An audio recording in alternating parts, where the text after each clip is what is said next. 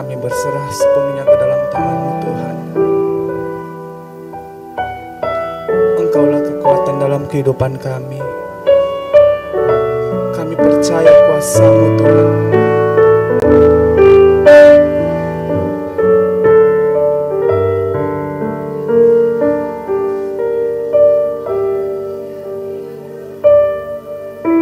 Sungguh besar setiamu, Kau nyatakan bagiku.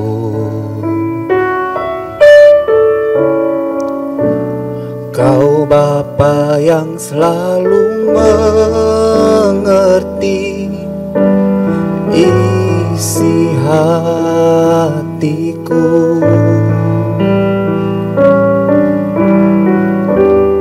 Kemuliaan-Mu Kau janjikan, aku tetap percaya. Ku percaya janji-Mu ajaib, terukir dalam kehidupanku. Ku berserah di dalam kekuatan-Mu. Ku percaya.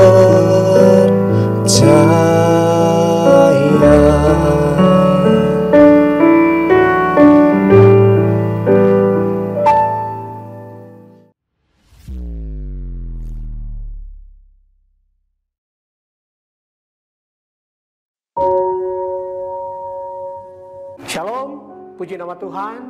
Ketemu lagi kita dengan sermon kali ini. Sebelum kita mulai renungan kita, firman Tuhan, kita berdoa. Bapa kami dalam sorga, terima kasih buat anugerah belas kasihan Tuhan. Selalu diberi kesempatan untuk mendengarkan kebenaran-Mu. Dan saat ini kami akan belajar Tuhan untuk renungan firman Tuhan. Pagi hari ini Tuhan tuntun pimpin kami, bukakan telinga mata rohani kami Tuhan, agar kami boleh mengerti kebenaran Tuhan, kami boleh dikuatkan lewat kebenaran pagi hari ini. Dalam nama Yesus kami berdoa, amin.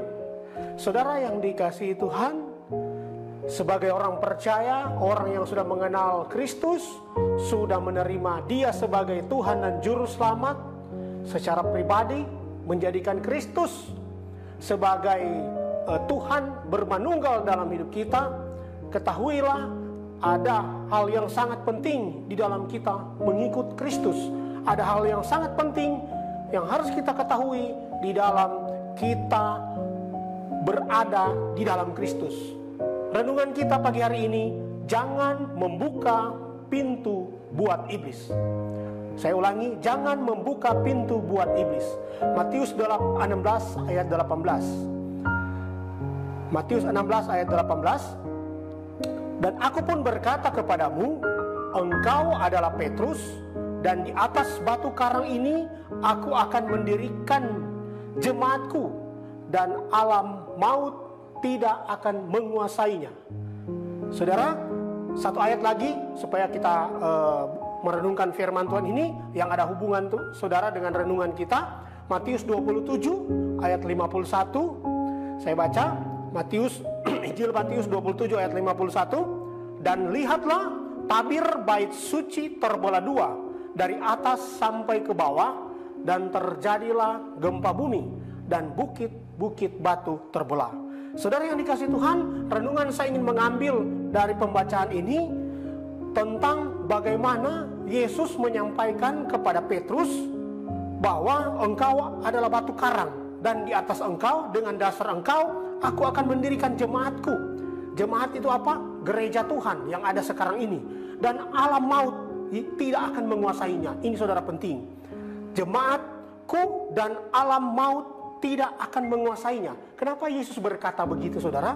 Kenapa Yesus berkata demikian? Padahal kalau boleh dipikir, kita semua manusia itu adalah ciptaan Tuhan. Kita semua itu dijadikan oleh Allah dalam rancangan rencana penciptaan yang luar biasa. Tetapi kenapa Yesus berkata begitu? Alam maut tidak akan menguasainya. Ini akan kita pelajari saudara.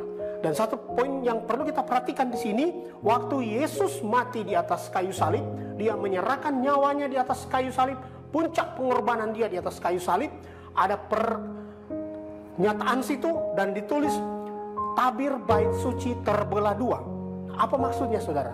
Nah, dari dua ayat ini kita belajar 3 poin yang kita pelajari. Yang pertama saudara, dari ayat ini saudara harus ketahui, saudara yang dikasih Tuhan harus ketahui, sebelum Adam dan Hawa jatuh dalam dosa, poin yang pertama, sebelum Adam dan Hawa jatuh dalam dosa, saya mau katakan tirai antara manusia dengan Allah terbuka. Tirai antara manusia dengan setan tertutup. Apa maksudnya saudara? Jadi begini, tirai antara manusia dengan Allah terbuka. Artinya tidak ada, bahasa kasarnya, tidak ada yang menghalangi, tidak ada gorden, tidak ada pintu, tidak ada batasan yang menghalangi manusia dengan Allah. Sebelum jatuh dalam dosa, waktu Adam dan Hawa masih hidup di dalam Taman Eden, Adam bebas ketemu Allah. Kapan saja dia mau datang kepada Allah berbicara, di mana saja, kapan saja di Taman Eden dia mau bertemu dengan Allah, langsung ketemu bicara, face to face, muka dengan muka. Tidak ada rasa malu, karena Adam dan Hawa manusia yang kudus, manusia yang suci.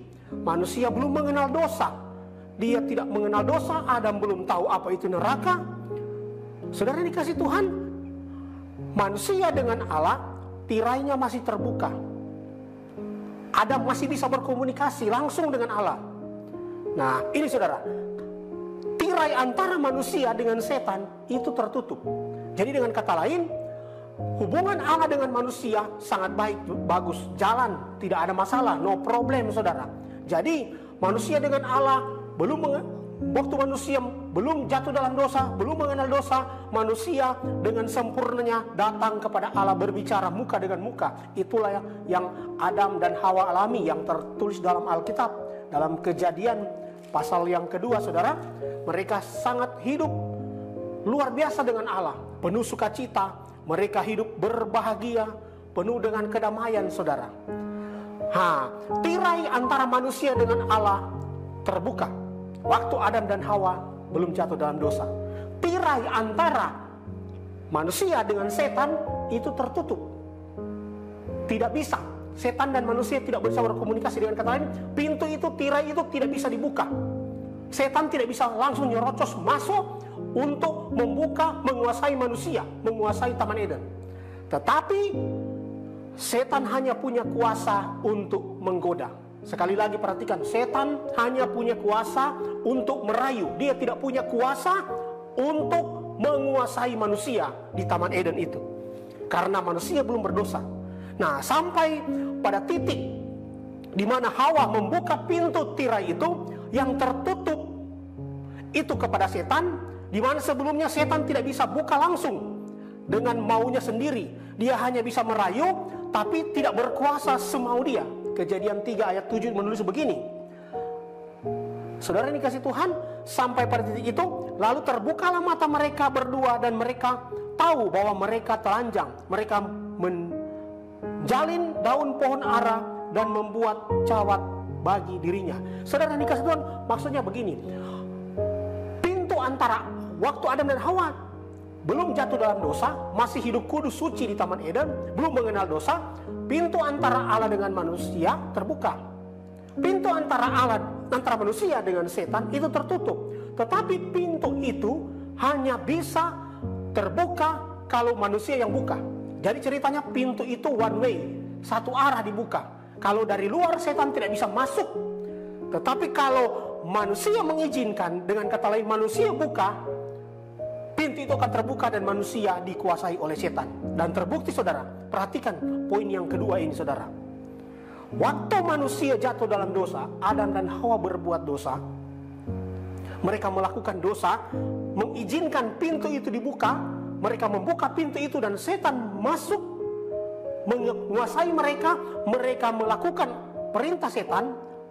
Hawa terbujuk dengan rayuan ular itu, manusia itu jatuh dalam dosa, maka tirai antara manusia dan Allah tertutup. tirai antara manusia dan setan terbuka. Jadi waktu Hawa menerima rayuan daripada setan dalam bentuk ular, dia jatuh dalam dosa. Setan langsung masuk menguasai manusia. Posisi manusia dengan Allah yang kudus suci, tirainya tertutup. Tirainya tertutup. Jadi hubungan antara manusia dengan Allah tertutup. Manusia tidak bisa lagi bertemu dengan Allah. Kata lain, mereka menyadari mereka telanjang. Sampai Tuhan Allah bilang, kenapa kamu sembunyi? Mereka bilang takut. Mereka takut. Akhirnya apa yang terjadi, saudara? Ketika manusia Adam dan Hawa jatuh dalam dosa, tirai antara manusia dengan Allah, hubungan manusia dengan Allah terputus. Ada tembok, ada jurang pemisah. Karena dosa itu, saudara, tirai antara setan dan manusia terbuka. Dengan kata lain, setan bisa langsung menguasai manusia. Setan langsung bisa mengontrol manusia. Dengan Allah, manusia diusir dari Taman Eden. Manusia mati secara rohani, mereka terputus dari penciptanya. Manusia, Adam dan Hawa, jadi mengenal dosa, hidup dalam dosa, mereka terkutuk, mereka terbuang. Lebih dari itu, hidup dalam kuasa maut. Ini yang saudara harus perhatikan. Manusia hidup dalam kuasa maut, berada dalam kuasa setan. Setan berkuasa kepada manusia. Jadi sejak Adam dan Hawa diusir dari Taman Eden sampai mereka beranak cucu, mereka hidup di dalam dosa. Mereka hidup bukan hanya dalam dosa, bukan hanya melakukan dosa, mereka hidup di bawah kuasa iblis. Mereka dikontrol oleh iblis. Mereka dikendalikan oleh iblis. Iblis kapan mau ambil mereka, terserah dia, saudara. Jadi karena tirai antara setan dan manusia terbuka, maka manusia dikuasai oleh maut. Berkuasa atas manusia. Maut itu berkuasa atas manusia. Dengan kata lain, manusia berada di dalam cengkraman dosa. Manusia berada dalam kuasa maut. Nah, dari sejak Adam jatuh dalam dosa sampai kelahiran Yesus, kurang lebih Alkitab mencatat kurang lebih, kalau kita lihat secara 4.000 tahun dari zaman Adam dan Hawa sampai kedatangan Yesus Kristus yang kedua kali, kurang lebih 2000 tahun yang lalu, sampai puncaknya dia di kayu salib, hubungan manusia dengan Allah itu terputus. Dengan kata lain, tirai yang tadinya terbuka di Taman Eden sudah tertutup. Tirai antara manusia dengan setan terbuka, setan menguasai manusia. Nah, Allah hanya bisa berkomunikasi, saudara, ketika tirai itu tertutup, hubungan manusia dengan Allah terputus, setan menguasai manusia. Allah hanya bisa berkomunikasi kepada manusia-manusia tertentu pada waktu-waktu tertentu. Itu pun sepanjang sejarah dicatat dalam Alkitab, dari Adam sampai kelahiran Yesus, Allah itu hanya mau berbicara kepada satu bangsa yang dia pilih dari garis keturunan Abraham, yaitu bangsa Israel. Dengan 12 keturunan dari Yakub, anak-anak Yakub, terbentuklah 12 suku Israel. 12 suku Israel itu pun Allah hanya mau berkomunikasi lewat imam-imam yang Tuhan sudah tetapkan lewat suku Lewi. Jadi saudara, antara Allah dengan manusia, pada zaman itu Allah hanya memilih bangsa Israel lewat satu suku, nama suku Lewi, untuk Allah berbicara kepada bangsa Israel, bahkan kepada seluruh dunia, hanya lewat itu, saudara. Karena kita tahu bersama, kalau kita belajar dari kemah Musa atau kemah sampai ke perjanjian Salomo membangun bait suci, itu ada pola yang tidak bisa kita, ada pola yang sangat sudah Allah bentuk, saudara. Ada yang namanya halaman di dalam bait suci itu, ada halaman, ada pelataran, ada ruang kudus, ada ruang maha kudus. Nah, antara ruang kudus dan ruang maha kudus itu ada tirai yang menghalangi, saudara. Jadi sejak Adam jatuh dalam dosa, hubungan manusia dengan Allah terputus, ada tirai yang menghalangi itu, saudara. Sehingga manusia untuk berkomunikasi dengan Allah hanya boleh imam, saudara, 1 tahun 1 kali masuk untuk melakukan pendamaian dengan Allah. Itu pun imam harus ada ritual-ritual tertentu yang dilakukan supaya imam itu kudus baru boleh masuk. Kalau dia tidak kudus, tidak suci, dia akan mati di ruang maha kudus. Di ruang maha suci dia akan mati. Makanya di dalam perjanjian baru, kalau imam-imam akan mempersembahkan persembahan korban kepada Allah, mereka selalu diikat kakinya dengan rantai, dan mereka berjalan masuk ke ruang Maha Kudus 1 tahun 1 kali. Kalau imam itu ada dosa dan dia sudah di dalam, dia akan mati. Rantainya atau gemerincingnya itu tidak berbunyi, langsung petugas yang lain tarik, karena ada tirai, dan tirai itu tidak boleh terbuka. Kalau tirai terbuka, kemuliaan Tuhan memancar keluar, orang-orang yang ada di sekitar itu bisa mati, saudara. Dan banyak ayat mencatat bahwa, saudara, banyak orang mati karena kemuliaan Tuhan, saudara. Karena itu dosa yang menghalangi mereka, dosa yang melekat dari keturunan Adam, membuat mereka terpisah dengan Allah. Nah, saudara, jadi lebih kurang 4.000 tahun, tirai antara manusia dengan setan itu terbuka, saudara. Setan bisa menguasai. Saudara, banyak ayat-ayat, saudara, yang memuat, saudara, kisah ini, saudara, di mana setan itu, roh-roh jahat itu, iblis itu menguasai manusia, saudara. Di dalam Injil ditulis banyak, saudara, orang-orang yang kerasukan setan. Banyak orang-orang dikuasai oleh roh jahat. Banyak orang-orang terikat, saudara, roh jahat ini. Karena apa? Iblis tidak permisi, langsung bisa menguasai manusia. Karena apa? Karena tirai antara manusia dengan Allah, tirai antara manusia dengan setan itu terbuka. Jadi setan menguasai, dengan Allah terputus. Nah, saudara, termasuk, saudara, Yesus ketika dia genap waktunya Yesus lahir untuk tujuan penyelamatan. Iblis berusaha coba menguasai Yesus dari sejak lahir.